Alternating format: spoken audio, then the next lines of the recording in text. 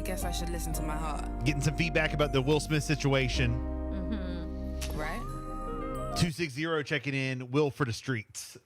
Will is for the streets. Will for the streets. 260. 242 checking in. Gosh. Like Salt and Peppa said, if I want to take a guy home with me tonight, that's none of your business.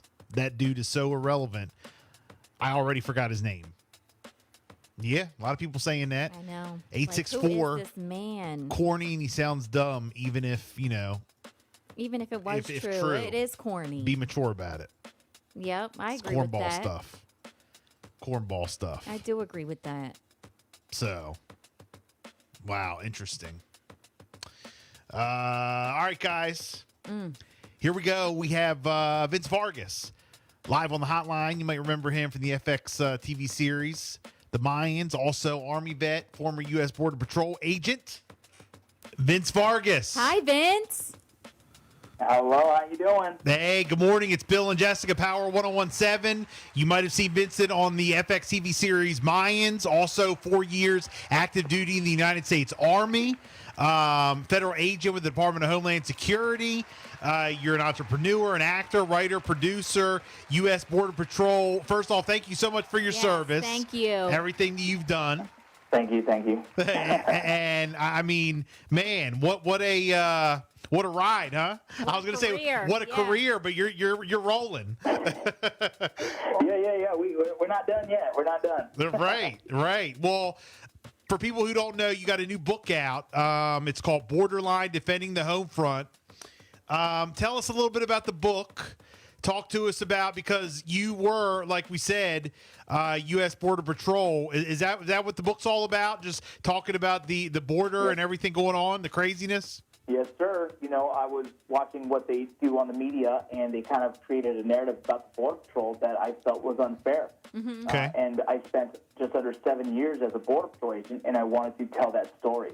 So in this book, Borderline, I kind of write in chronological order of my career and my experiences as a Border Patrol agent and explain the complexities of that career field. Okay, well, let me ask you this. Since, you were when was the last time you were down at the border? I'm down at the border right now. I'm in Del Rio, Texas, and I'm here to do some consulting. Wow. Oh, okay. Wow. That's awesome. I mean, that's amazing. So, this is like a very political issue. And it probably shouldn't be a political issue, but it is.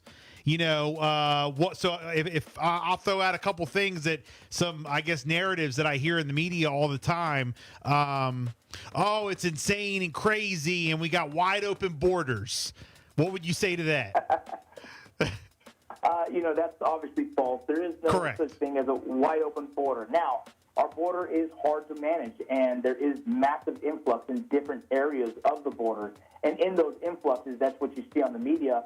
Those are tough to manage. What's happening is that these illegal immigrants are coming across, and they are seeking asylum. And, the border states are doing their job as an apprehension. But the problem lays after the Border Patrol is done processing them. The policies that are put in place does have a system currently that does send them with a notice to appear and release into the United States. And so I think people are identifying that as kind of a open border. Oh, okay. I see. Okay, so people come through, they have like their, papers or whatever. They come to the border, they go through the process or whatever to be, and then what happens? Like, you're just like, okay, like They're sent into the U.S. they're sent into the U.S. Like, have a nice a day. paper that has them appear to come to court. Right. So if someone enters illegally, these people are crossing the river. They're risking their lives because, whatever ideology they have, they want to come to America. When they get apprehended, we bring them in as border patrol agents and process them. So we roll their fingerprints, we identify their countries of origin, we identify what they're claiming. So it could be a political asylum, it could just be that they're coming here for a better opportunity. Whatever that is, the Border Patrol doesn't make a determination of their case. That is an immigration judge. So the Border Patrol then hands them off to ICE, and then ICE will determine whether they will house them in some kind of detention facility, or they will release them to the United States, meaning anywhere that they want to go or that they choose to, travel on their own until a later date that the immigration judge is able to see them. That could be 5 years, 10 years, it could be 2 years. The problem with that is no one's coming to court. No one's coming back to court. Yeah, right. It's 3% has ever showed back up in Right. recent years. Right.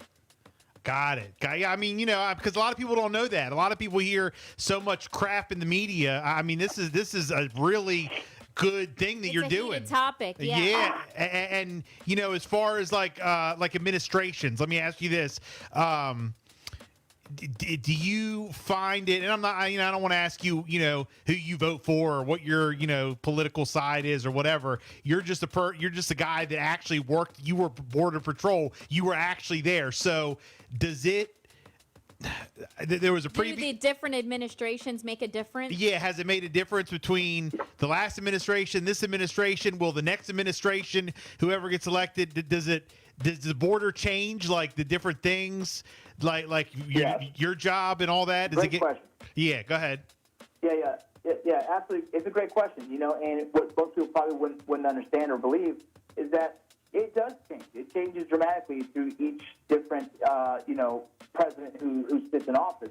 But that doesn't necessarily mean, Democrat or Republican is more strict or so. The Obama administration had very strict policies, and the Trump administration had very strict policies. Both of those managed the border system slightly different, but still had enforced serious repercussions for entering illegally. Currently, it's a little bit more lenient, and that's why we have the issues we have today. In South America and human trafficking organizations, they identify these loopholes. They identify these weak areas in our policy, and they exploit them. And that's why you see massive influx of immigration that we haven't seen in many years, because our little mistakes in our policies are proven to be exploited. Okay, so what you're saying is that now they're a little bit looser. So, because a lot of people compare President Obama to President Biden, and they're like, oh, it's just like having an Obama back in. But what you're saying is, being part of Border Patrol, now a consultant down there, is that no, the policies now are not like they were when Obama was in there. They were tighter back then, and now they're a little bit more looser, which makes our jobs a little bit more difficult. Is that accurate? That's absolutely accurate. When Obama was in office, he had an operation called Operation Streamline in the Texas area. That's where I work. Okay. In that operation, if you entered the country illegally, you were put in jail immediately for 30 days. The second time would be 6 months. The third time would be over a year. That created a massive deterrent for people wanting to even enter illegally in our area. So they would find another loophole or a weak point in the policy. At that time, the state of Arizona was allowing people to enter the country multiple different times before they would be detained. And so this is kind of this cat and mouse game that continues to fluctuate throughout the border. The trafficking organizations try and find loopholes in our systems, and they do. They exploit those. During the Obama administration and Trump administration, there was very strict policies and very severe repercussions for entering illegally. Currently, not so much. Okay. Wow. I've learned a lot just in this couple minutes of talking to you. Mm-hmm. And the media doesn't seem to doesn't hit on all these facts. So interesting. A couple of points that I'm seeing that's in your book that I didn't even know. That I'm seeing here. It says Border Patrol has more agents of Latino and Hispanic heritage than any other race, debunking the myth that all Border Patrol agents are racist. You guys get that? Like that stereotype? That stereotype that Border Patrol is racist? Yeah. I don't know if I've heard that one. Oh yeah, that's a big narrative that's being pushed. On one side of the argument, that we're inhumane, that we're treating them inappropriately. All these arguments are false. This job is a very complex job, and we wear many hats during our career, meaning some days is a humanitarian mission. A big part of the Border Patrol is safeguarding human life. We need to safeguard people who are attempting to cross illegally, because they don't even understand sometimes the dangers, because they're manipulated by trafficking organizations. Well, the Del Rio sector alone, where I'm at now, lost close to 247 individuals attempting to cross illegally. That's unfortunate, and we don't want to see that. And so we do our best to safeguard those lives. Well, that was my next question. Another narrative that the media likes to push, and certain politicians, I'll say, they love to say, "Oh, drugs are pouring in, for the border." What would you say to that? Yeah, I mean, when you use terms like pouring in, that's an exaggeration. Right. Is there drugs coming through the border? Absolutely. This is a fact. But people use these terms to almost, fearmonger the reality. The drugs are definitely coming in, and yes, fentanyl is a big one, and that's a big part of what's the problem with our borders that we have to enforce, and we have to have more technologies and tools to do our job better. And so, yes, drugs are coming in through the southern border. That is a fact. Using the word pouring is almost seems as if like there's no stopping it. There's thousands of drugs that are apprehended daily through customs and border protection. And the Border Patrol is the number one agency for stopping the drugs that come to this country. Yeah, wow. I mean, you guys, they do in the Border Patrol. You guys do an amazing job. What would you say? And I know this is like a very complex question that could, you could take an hour to answer if you really dove into it. But in 30 seconds, what would be, in your opinion, like, how do you fix this? How do you, I guess improve? I guess who knows, like the end all fix, but how would you personally, like, the first or biggest thing you would do to improve the border? Yeah. So this isn't a 1 + 1 = 2 question, but I'm going to do my best.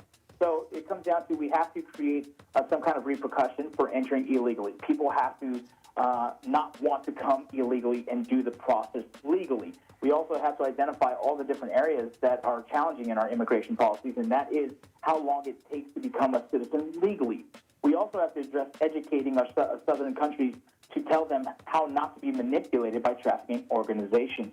And so there's a long list of things we can do to approach this and fix it, but it all comes down to enforcing policy that actually it actually deters people from entering illegally because they will seek, detention if so, because they are breaking the law. And we also have to manage our border systems, our walls, our technologies. All those things help the Border Patrol do their job in protecting our nation. It's a two-pronged approach. It's homeland security and immigration. How well do we want to be secure, and how well do we want to continue to be the land of opportunity and allow immigration? And so we have to answer both those questions simultaneously, and the book goes deeper into that. I really, really hope people take the time to read it because it will explain a lot of that. Wow. Vince Vargas, your latest book, Borderline, Defending the Home Front.